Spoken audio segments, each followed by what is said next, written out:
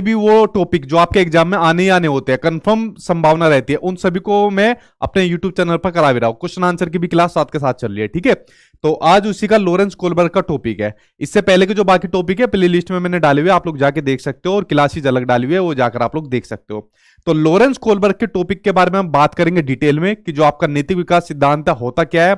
उसके अलावा जो इन्होंने स्टेजेस बताई हुई थी जहां से आपके सीटेट के एग्जाम में क्वेश्चन आते हैं, तो उनके बारे में पढ़ेंगे, ठीक है। खासकर सीडीपी के अंदर ये आपका 1 नंबर मानकर चलिए, आपकी हर शिफ्ट के अंदर देखने को मिला, जो आपका ऑनलाइन एग्जाम होने वाला है दिसंबर के अंदर। उसके अलावा जो लोग नए आए हैं वो चैनल को सब्सक्राइब कर लेना, क्योंकि आपके एग्जाम तक क्लासेस चलेगी, तो आप लोग चैनल को सब्सक्राइब कर लेना, तब तक आपकी प्रिपरेशन रहेगी, ठीक। वीडियो को लाइक एंड शेयर बिना कहे आप लोग कर दिया करो। तो चलिए अब मैं स्टार्ट कर लेता हूं लॉरेंस कोलबर्ग के नैतिक विकास सिद्धांत की। जी सभी को गुड इवनिंग। मैं ठीक हूं, आई होप आप लोग सब ठीक होंगे। तो सभी को एक साथ गुड इवनिंग, ठीक जी। अब देखिए, अब करते हैं आपके टॉपिक की शुरुआत। देखिए, जो लॉरेंस कोलबर्ग है, आप लोग फोटो के माध्यम से देख भी रहे हो, तो ये अमेरिका के निवासी है, अमेरिका के एक मनोवैज्ञानिक थे ये, जो आपके लॉरेंस कोलबर्ग है। अब देखिए, जैसे जो सीटेट का पैटर्न होता है वो बिल्कुल अलग होता है आपके टेट के पैटर्न से। अब टेट के पैटर्न में बहुत चीजें डिटेल में पूछी जाती है। टेट में बहुत बार क्वेश्चन पूछा जाता था कि कोलबर्ग किस देश के मनोवैज्ञानिक थे, तो आपके अमेरिका के थे। लेकिन आपको थोड़ी बहुत बेसिक नॉलेज होना जरूरी है, जैसे इनसे संबंधित किताबें पूछ ली जाती है कि साइकोलॉजी ऑफ मोरल डेवलपमेंट या फिलोसफी ऑफ मोरल डेवलपमेंट, ये किताबें किसने दी, तो लॉरेंस कोलबर्ग ने दी, ठीक। लेकिन सीटेट में ये किताबें नहीं आएगी। सीटेट में वो चीजें आएगी जो आज की वीडियो के अंदर मैं आपको बता रहा हूं। और आज की वीडियो को देखने के बाद शायद ही कोई ऐसा क्वेश्चन होगा, जितने भी आज तक पेपर हुए सीटेट में, जिसमें आप लोग लॉरेंस कोलबर्ग का क्वेश्चन ना कर पाओ, वरना कोई क्वेश्चन ऐसा नहीं रहेगा जिसको आप लोग ना कर पाओ, ठीक। तो चलिए, तो ये अमेरिका के निवासी थे और इन्होंने ही नैतिक विकास का सिद्धांत दिया था, मोरल डेवलपमेंट थ्योरी दी थी, जिसके बारे में आज हम लोग पढ़ेंगे थोड़ा डिटेल में।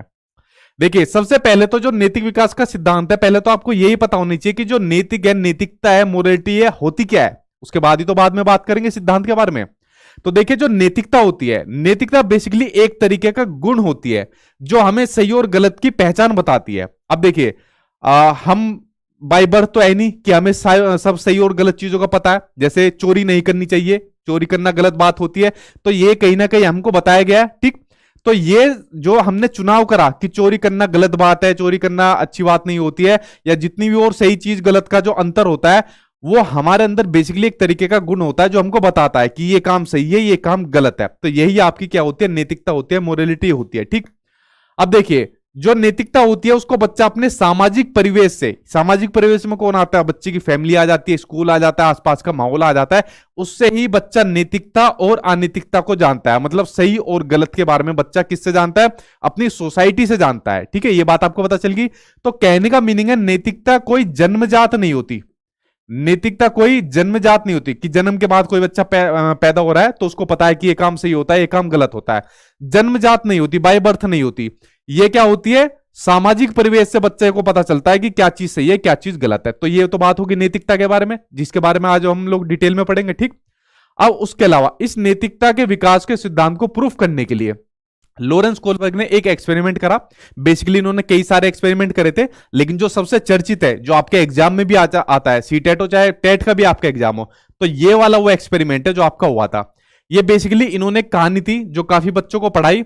अब ये कहानी क्या थी, इस कहानी को ध्यान से सुनना, और इस कहानी के खत्म होते ही मुझे आप लोग क्वेश्चन का आंसर देना। उस क्वेश्चन का आप लोग वीडियो के कमेंट बॉक्स में, वरना यहां पर कमेंट में करके देना लाइव में, ठीक है। अब देखिए, कहानी सुनाता हूं, अब कहानी को ध्यान से सुनना, तभी आप लोग आंसर दे पाओगे सही से। तो लॉरेंस कोलबर्ग ने कहानी सुनाई बच्चों को कि भाई एक हिंज नाम का आदमी था। जो हिंज नाम का आदमी था, तो उसकी एक वाइफ थी। इस वाइफ की उसकी तबीयत खराब हो गई। अब जब वाइफ की तबीयत खराब हो गई तो डॉक्टर ने कहा कि भाई एक ऐसी दवाई है, सिर्फ इसी दवाई से उसकी वाइफ की जान बच सकती है, वरना और दुनिया में ऐसी कोई भी दवाई नहीं है जिससे उसकी वाइफ की जान बचाई जा सके, ठीक। और ये जो दवाई है, इस दवाई को लेने के लिए हिंज चल दिया, जितने भी पैसे उसके पास थे उसको पर्स में डालकर चल दिया, चलो इस दवाई को लेने जाता। लेकिन इस दवाई की खास बात ये थी, ये सिर्फ एक आदमी के पास ही थी, एक दुकान वाले के पास सिर्फ ये जो है दवाई थी। इसने इसका एक तरीके से मान लीजिए आविष्कार करा था, और दुनिया में किसी के पास भी ये दवाई नहीं थी। अब इस बेचारे ने कई सालों की मेहनत लगाई, अपना खूब जो है पसीना लगाया इसके अंदर, अपनी खूब इन्वेस्टमेंट लगाई, और तब जाके इस दवाई को बनाया। अब हिंज इसके पास पहुंचे कि भाई साहब मुझे वाली दवाई दे दो। इसने कहा भाई साहब मैं तो ऐसे आपको नहीं दे सकता इतने कम रुपयों में, इसमें मेरी कई साल की मेहनत है, मेरी खूब सारी पूंजी इसके अंदर लगी हुई है, और इतने कम रेट में आपको दे दूंगा तो ये क्या होगी, ये मार्केट के अंदर फैल जाएगी, तो मेरी तो वैल्यू खराब हो जाएगी। तो अब क्या हो गया, इस कहानी को सुनने के बाद अब हिंज जो है सुनते जाना, तो हिंज जो है कंफ्यूज हो गया, यार क्या काम करूं, इस दवाई को कैसे लूं मैं। तो हिंज के माइंड में एकदम एक चीज आई कि यार एक काम करता हूं, दवाई को जाके चोरी कर लेता हूं, अगर भाई चोरी नहीं करूंगा तो मेरी वाइफ मर जाएगी। तो हिंज जाके जहां पे आदमी का घर होता है वहां से जाके इस दवाई को चोरी कर लेता है, और चोरी करने के बाद अपनी वाइफ को दे देता है, और उसकी वाइफ की जान बच जाती है। अब देखो मैंने आपको पूरी स्टोरी बताई, और स्टोरी के बाद अब आपका क्वेश्चन निकल कर आ रहा है, जो स्टोरी भी आपको बताइए ना ये भी पेपर में आती है आपकी, ठीक है, इसलिए स्टोरी भी महत्वपूर्ण थी। अब मेरा क्वेश्चन आप लोगों से है, चाहे आप लोग मेल हो फीमेल हो दोनों, आप लोगों से क्वेश्चन है, क्या हिंज ने चोरी करके सही काम करा?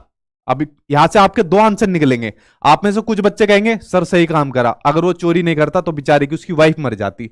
आप में से फिर कुछ लोग ये भी कहेंगे नहीं गलत करा। अगर इसी तरीके से दूसरों की मेहनत को, इतनी सालों की मेहनत को लगाने के बावजूद, खून पसीने की कमाई लगाने के बावजूद कोई इस तरीके से चोरी करके ले जाएगा, तो ऐसे तो कोई भी आविष्कार नहीं कर पाएगा किस चीज का, तो उसने गलत करा। ये दो ही तो आंसर आप लोग दोगे। अब मैं जानना चाहता हूं इन दोनों में से सबसे ज्यादा आंसर आप लोगों का क्या है, वो आप लोग कमेंट बॉक्स में बताओ, ठीक है। अब इसी के बेस पर कई सारे कंसेप्ट आपके यहां से निकलेंगे, और यही से आपको सारी चीज क्लियर हो जाएगी। इसी जो ये कहानी बताई थी इसके बेस पर ही उन्होंने आपका नैतिक विकास सिद्धांत दिया था, और इसकी स्टेजेस बताई थी। ये क्वेश्चन सीटेट के एग्जाम में आपका ऑनलाइन वाली शिफ्ट में पूछा गया था, ठीक। तो स्टोरी आप लोगों ने पढ़ ली हिंज की, कि उन्होंने अपनी वाइफ के लिए दवाई चोरी कर ली थी उनकी, जिन्होंने दवाई बनाई थी। अब यहां से दो कंसेप्ट आपके निकल कर आते हैं, उसमें से पहला होता है मोरल डिलेमा। देखिए मेरी आप लोगों से एक रिक्वेस्ट है, जितना आप लोग वीडियो देख रहे हैं, आज की वीडियो के अंदर जितनी भी आपकी कंसेप्ट है, जितनी भी आपकी टर्म्स है, इनको इंग्लिश हिंदी में मत याद करना, इनको सिर्फ इंग्लिश में आप लोग याद करना, ठीक है, वरना कंफ्यूज हो जाओगे। तो देखिए अभी स्टोरी से क्या चीज निकल कर आई, मोरल डिलेमा, जिसको नैतिक दुविधा कहते हैं। जब आदमी सही और गलत के बारे में डिसीजन नहीं ले पाता, जब वो एक डिसीजन लेने की स्थिति में नहीं होता, तो होता है मोरल डिलेमा, यानी नैतिकता की दुविधा में आदमी फंस गया। जैसे हिंज फंस गया था कि भाई अगर मेरी वाइफ को दवाई नहीं मिली तो मेरी वाइफ मर जाएगी, और अगर मैंने दवाई ले ली चोरी करके बना ली तो वाइफ तो बच जाएगी, मुझे पुलिस वाले पकड़ कर ले जाएंगे। तो बेसिकली हिंज क्या हो गया, हिंज जो है नैतिक दुविधा में फंस गया, मोरल डिलेमा के अंदर फंस गया। यार अब मैं क्या काम करूं, एक तरफ जेल है एक तरफ मेरी वाइफ है। तो ये आपका मोरल डिलेमा होता है, नैतिक दुविधा होती है। इसको आप लोग समझ गए, आगे देखते हैं। अब दूसरा है इसका मोरल रीजनिंग। वो आपकी मोरल डिलेमा थी, ये आपकी मोरल रीजनिंग है। मोरल रीजनिंग में जो आदमी सही और गलत में से यहां पर डिसीजन ले लेता है। जैसे हिंज ने क्या डिसीजन लिया, हिंज ने डिसीजन लिया उसको दवाई को चोरी करने का, और अपनी वाइफ को दे दी, और उसके बाद उसको जेल हो गई, ठीक है। तो हिंज ने डिसीजन ले लिया। तो आप लोग समझे, जो मोरल डिलेमा होती है उसमें आदमी डिसीजन लेने की स्थिति में नहीं होता है, सही और गलत के बारे में डिसीजन लेने के बारे में सोच रहा होता है। लेकिन आपकी मोरल रीजनिंग के अंदर वो आपका डिसीजन ले लेता है, एक प्रक्रिया चलती रहती है आपकी, ठीक है। तो ये आपकी मोरल रीजनिंग होगी। तो ये दो कंसेप्ट आपके समझ में आए, आगे देखते हैं, ठीक। अब यहां से पढ़ते हैं हम लोग इसके सिद्धांत की आलोचना। देखिए आलोचना जो आज तक पूछी गई है पेपर 1 के अंदर, तो आपकी स्टेज से ज्यादातर क्वेश्चन आते हैं। पेपर 2 के अंदर इस सिद्धांत की आलोचना भी हुई थी। अब देखिए आप लोग ध्यान से देखना, सभी देखना आप लोग, ठीक है। बेसिकली सिलेबस सेम ही होता है। अब देखिए जो कोलबर्ग ने आपका नैतिक विकास सिद्धांत दिया था, इसको क्रिटिसाइज भी किया था, इसकी आलोचना भी करी थी। और आलोचना करने वाली कौन थी, आलोचना करने वाली थी कैरोल गिलिगन। कैरोल गिलिगन ने इस सिद्धांत की आलोचना करी थी। अब आलोचना में उन्होंने अपने क्या क्या तर्क दिए थे जो आपके एग्जाम में आते हैं। तो इन्होंने तर्क दिया था कि जो आपने एक्सपेरिमेंट करे हैं कोलबर्ग साहब, उसमें आपने महिलाओं को कम प्राथमिकता दी है। अब बेसिकली कोलबर्ग ने जितने भी एक्सपेरिमेंट करे थे उसमें जो है जो पुरुष वर्ग होता है उसको ज्यादा प्राथमिकता दी, महिलाओं को बहुत ही ज्यादा कम प्राथमिकता दी थी। आप लोग कह सकते हो एक तरीके का जेंडर बाइस आपके कोलबर्ग साहब ने दिखाया था। तो कैरोल गिलिगन ने कहा कि आपने अपने एक्सपेरिमेंट में जेंडर बाइस दिखाया, यानी महिलाओं को बहुत कम प्राथमिकता दी है। पहला ये आपका हो गया। दूसरा इन्होंने कहा कि जो आपने एक्सपेरिमेंट करे हैं, जो आपने नैतिकता का चीज बताई है, तो नैतिकता का आधार अलग अलग होता है, पुरुष में अलग होता है, महिलाओं में अलग होता है। तो पुरुषों के लिए इन्होंने कहा कि पुरुषों में जो नैतिकता का आधार होता है वो जस्टिस पर्सपेक्टिव होता है, न्याय पर्सपेक्टिव होता है। देखिए अब जो हिंज की स्टोरी थी जिसमें उसकी वाइफ की तबीयत खराब हुई थी, तो ज्यादातर पुरुष वर्ग कुछ ऐसे भी होंगे जो कहेंगे यार गलत करा है, किसी की मेहनत को ऐसे चोरी करके करना बेकार काम है, ठीक है। ये आप लोगों ने देखा होगा जब स्कूल के अंदर एग्जाम चलते थे और एग्जाम में मान लीजिए हम अपने दोस्त की चीटिंग कर रहे हैं अपने दोस्त से, ठीक है, और चीटिंग करते करते कोई पुरुष वर्ग आ गया, तो पुरुष वर्ग आके एक दो बार धमका देता था या दो तीन थप्पड़ मारे और उसके बाद छोड़ देता था। लेकिन जो महिला वर्ग आती थी, महिला मैडम होती थी, वो भाई सीधा कॉपी लेकर या तो काटा मारेगी या प्रिंसिपल के पास ले जाती थी। तो ये वाला काम महिलाएं जरूर करती थी, ठीक है। तो लेकिन जो पुरुषों की नैतिकता का आधार जो बताया है कैरोल गिलिगन ने, वो बताया न्याय वाला, जस्टिस वाला बताया है, ठीक है। अब इनमें मतभेद खूब देखने को मिलता है। जैसे मैंने आपको एक्सपेरिमेंट बताया, तो वहां पर तो केयर कौन दिखा रहा है, पुरुष वर्ग दिखा रहा है, और महिला वर्ग क्या दिखा रही है, जस्टिस आपको दिखा रही है, ठीक है। तो मैंने एक तरीके से अपनी बात के जरिए इसकी भी आलोचना करी है, ठीक है। तो इन्होंने यही तर्क दिया कि पुरुषों की नैतिकता का आधार न्याय है, जबकि स्त्रियों की नैतिकता का आधार देखभाल यानी केयर पर्सपेक्टिव होता है। कि जो महिलाएं कोई भी चीज सोचती है, सही गलत के बारे में कोई भी चीज सोचती है, तो केयर पर्सपेक्टिव से सोचती है, ठीक है, न्याय के दृष्टिकोण से ज्यादा नहीं सोचती, जिसको मैंने अभी अपने तर्क से गलत भी साबित कर दिया कि देखो महिलाएं भी गलत करती है। अगर आप लोग कोलबर्ग के सिद्धांत की आलोचना करोगे तो मैं भी आपके सिद्धांत की आलोचना कर दूंगा, ठीक है।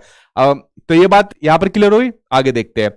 दूसरा इसमें आलोचना यह भी हुई थी कि जो मेल और फीमेल की जो मोरल रीजनिंग है, जिसमें आदमी डिसीजन ले लेता है, तो उसमें जो कल्चर होता है, कल्चर के डिफरेंस को महत्व नहीं दिया, उसको इंपोर्टेंस नहीं दी लॉरेंस कोलबर्ग ने। ये इन्होंने इसकी आपकी दूसरी आलोचना करी थी। अब देखिए मैं आपको एक छोटा सा एग्जांपल देता हूं। जैसे मैं अपने सीटेट के नोट्स देता हूं तो मेरी इसी वेबसाइट से मिलते हैं, लेकिन कुछ लोग ऐसे होते हैं जो उसको फेसबुक पर या कहीं और पर मेरे नाम से पता नहीं कुछ उल्टा सीधा सेल करते रहते हैं बच्चों को, और कुछ बच्चे भी उनकी बातों में आ जाते हैं, उन नोट्स को ले लेते हैं। तो बेसिकली अब यहां पर क्या हो रहा है, नैतिकता क्या बता रही है कि अगर आपको सही नंबर से पास होना है, रियल नोट्स चाहिए, तो सचिन सर की वेबसाइट से जाकर लीजिए, वहां पर आपको रियल मिलेंगे। लेकिन जो फेक बांट रहे इस तरीके से, तो यहां पर उनका कल्चर भी एक तरीके से बताया जा रहा है कि इसका मतलब उनके घर में इस तरीके का कल्चर होगा कि इस तरीके के गलत काम को किया जाए, कि किसी के दूसरे के नाम को इस्तेमाल करके आगे बढ़ा जाए। तो जो नैतिकता होती है उसमें कल्चर का बहुत ज्यादा रोल होता है, यह बात बिल्कुल सही है। लेकिन लॉरेंस कोलबर्ग ने अपने सिद्धांत में कल्चर की अवहेलना करी थी, ठीक है, कल्चर के इंपोर्टेंस को ज्यादा महत्व नहीं दिया था इन्होंने अपने सिद्धांत के अंदर। तो ठीक है, ये इसके सिद्धांत की आलोचना हुई। अब बात करते हैं आपके जो लॉरेंस कोलबर्ग के जो लेवल्स थे। लॉरेंस कोलबर्ग ने नैतिकता के 3 लेवल बताए। इन 3 लेवल की दो आपकी स्टेज बताई, तो स्टेज तो हो गई 6 और लेवल हो गए 3। अब यहां से सबसे ज्यादा क्वेश्चन आपके एग्जाम में आते हैं। अब यहां से पढ़ते हैं थोड़ा सा डिटेल में और थोड़ा सा समझकर, ठीक है। यहां से कंफर्म आपके एग्जाम में क्वेश्चन आना है। जो मोटी मोटी जानकारी थी वो सभी मैंने आपको आज की वीडियो के अंदर बता दी है, ठीक। अब देखिए लेवल पढ़ते हैं, और लेवल के नाम इंग्लिश में याद करना। जो नैतिकता का पहला लेवल है उसको कहा जाता है आपका प्री कन्वेंशनल लेवल।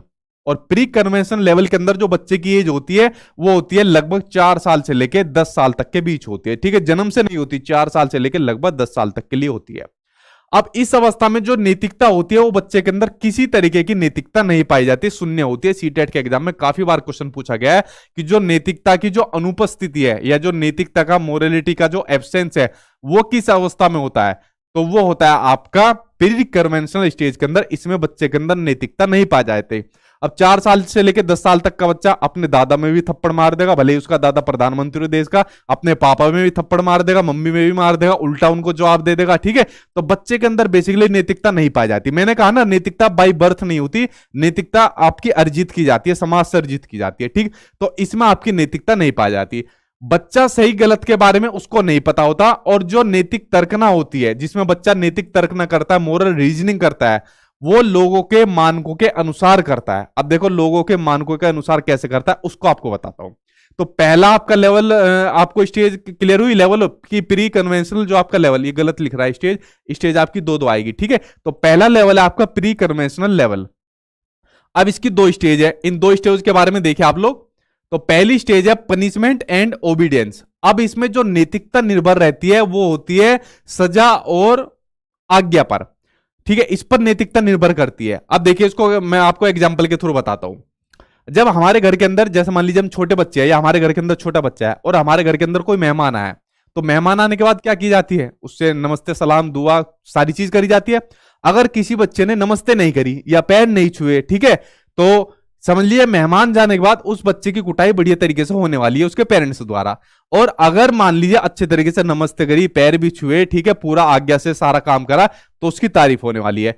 तो बेसिकली बच्चा यहां पर नैतिकता इसलिए दिखा रहा है कि अगर उसने नैतिकता नहीं दिखाई, अपने मेहमान को जो घर पर आए उनको सम्मान नहीं दिया, नमस्ते नहीं करी, तो उसको क्या मिलेगी, पनिशमेंट, उसको मिलेगी, सजा मिलेगी, इसलिए वो नैतिकता दिखा रहा है या आज्ञा पालन की वजह से वो नैतिकता दिखा रहा है, वरना नैतिकता का कोई मतलब उसके अंदर नहीं है। ठीक है, तो इस वजह से वो नैतिकता दिखा रहा है, वरना मेहमान कोई आ जाएगा बच्चों को फर्क नहीं पड़ेगा। ठीक है, बच्चे पे फर्क नहीं पड़ेगा। तो ये बात क्लियर हो गई।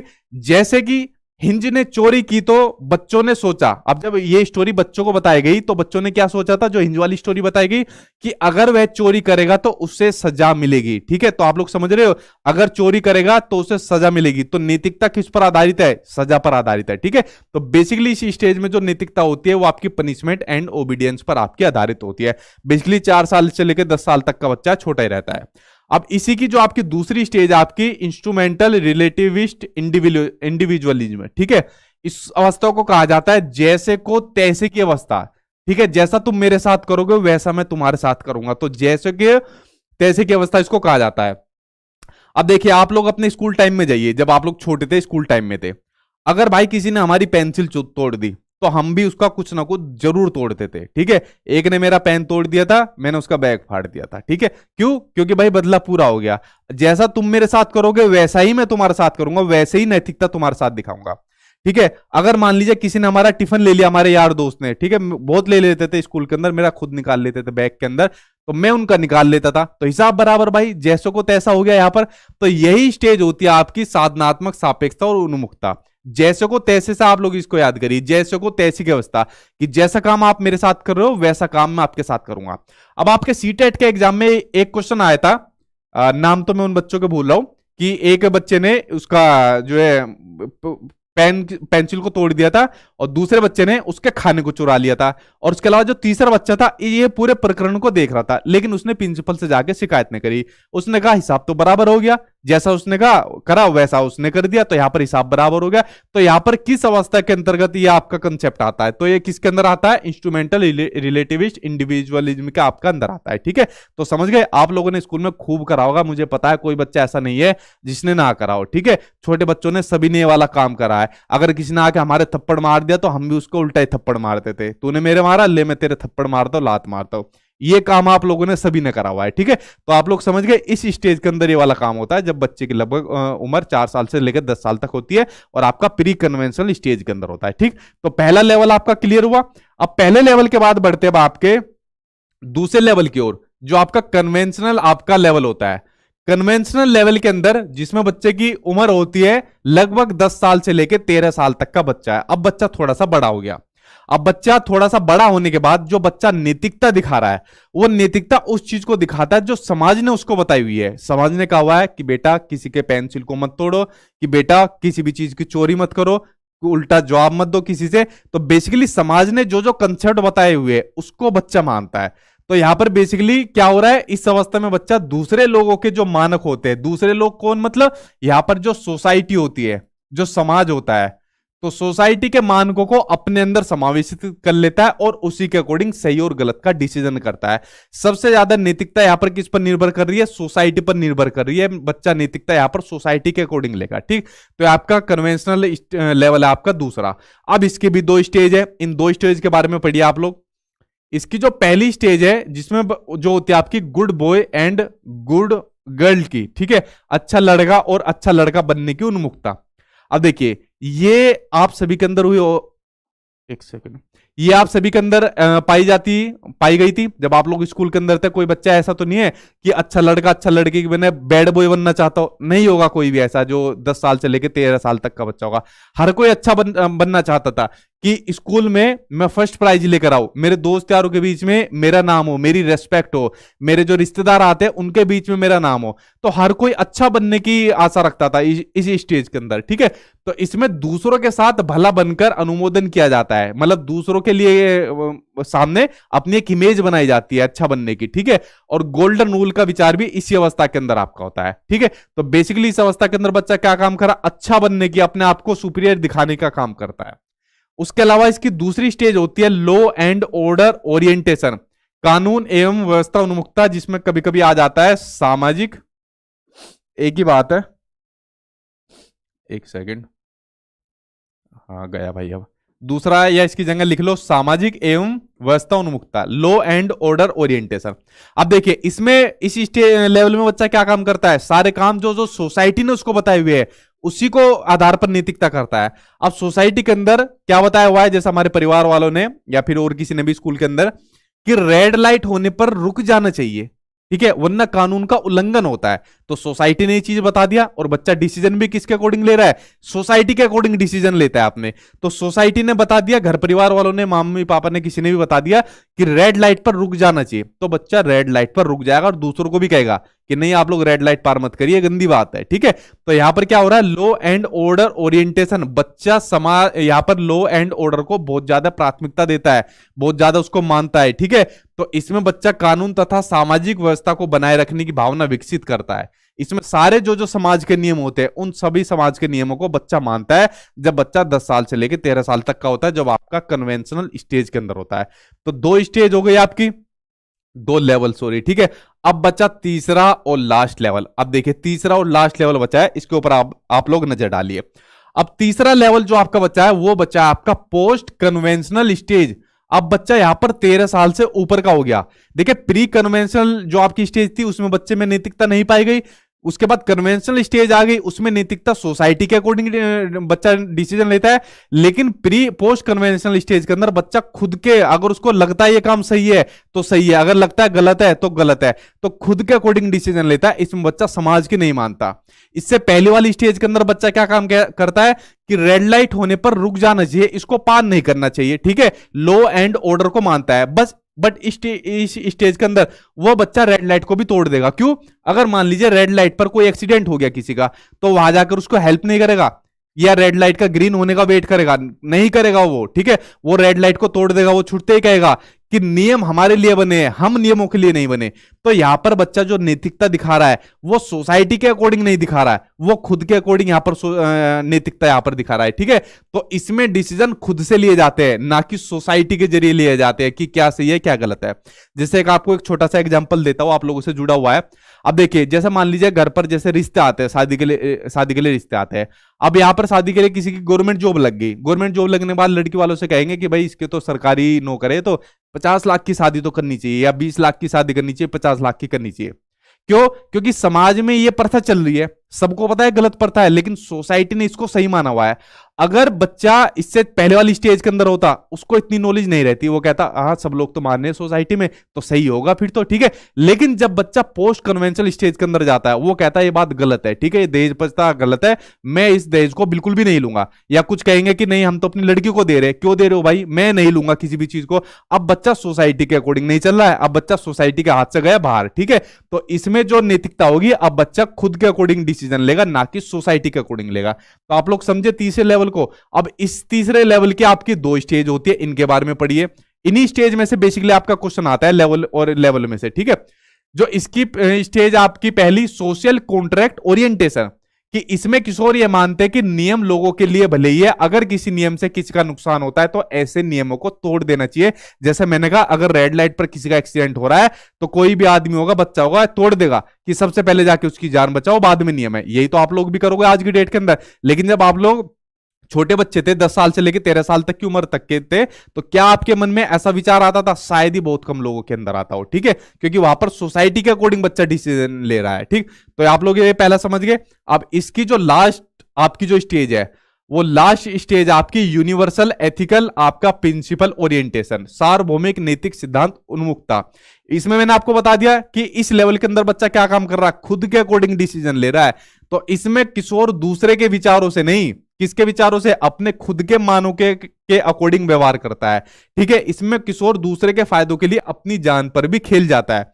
जैसे एग्जाम्पल के लिए मेरे फेवरेट भगत सिंह जी, तो अब इनकी फैमिली ने इन्हें खूब बताया होगा कि अभी तो भाई आपकी एज कम है, अभी तो आपके सामने पूरी जिंदगी पड़ी है, अभी आपकी शादी भी होगी, नौकरी भी होगी, सब काम हो गए।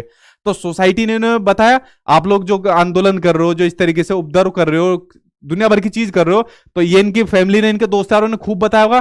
तो लेकिन इन्होंने उन चीज को नहीं माना, इन्होंने कहा ये सब चीज बाद में होती रहेगी, पहले सबसे पहले मेरे लिए मेरा देश है, मैं अपने देश को बचाने के लिए, देश को आजाद कराने के लिए अपनी जान पर भी खेल जाऊंगा। ठीक है, मैं मरने को भी लिए तैयार हूं अपने देश के लिए। तो यहां पर अब वो क्या काम कर रहा है, कैसा व्यवहार प्रदर्शित कर रहा है, जो खुद डिसीजन लेना चाहता है, वरना उसकी सोसाइटी के अकॉर्डिंग डिसीजन लेता तो आपका कन्वेंशनल स्टेज के अंदर पहुंच जाता है। ठीक है, तो आप लोग समझ रहे हो, यहां पर वो दूसरे फायदों के लिए अपनी जान पर खेल जाते हैं और व्यवहार कैसे करते हैं, खुद के मानक के अकॉर्डिंग करते हैं, जो उन्हें खुद लगता है। तो भगत सिंह जी ने बहुत क्रांतिकारी फैसला लिया और हमारे देश के लिए देखो अपने जान मतलब इन्होंने न्यौछावर कर दी। तो जितना भी इनको बोला जाए उतना ही कम है। तो आप लोग समझ रहे हो, तो ये भी किसी स्टेज के अंदर आ रहे हैं, यहां पर ये आपके पोस्ट कन्वेंशनल आपके लेवल के अंदर आ रहे हैं, यानी खुद से डिसीजन ले रहे हैं, सोसाइटी के अकॉर्डिंग यहां पर डिसीजन नहीं ले रहे। ठीक, तो फ्रेंड्स देखिए, जो आपके लॉरेंस कोलबर्ग के सिद्धांत था वो मैंने आपको बताए। उसके आपके जो 3 लेवल होते हैं, प्री कन्वेंशनल, कन्वेंशनल और पोस्ट कन्वेंशनल, उनको बारे में बताया। फिर उनकी जो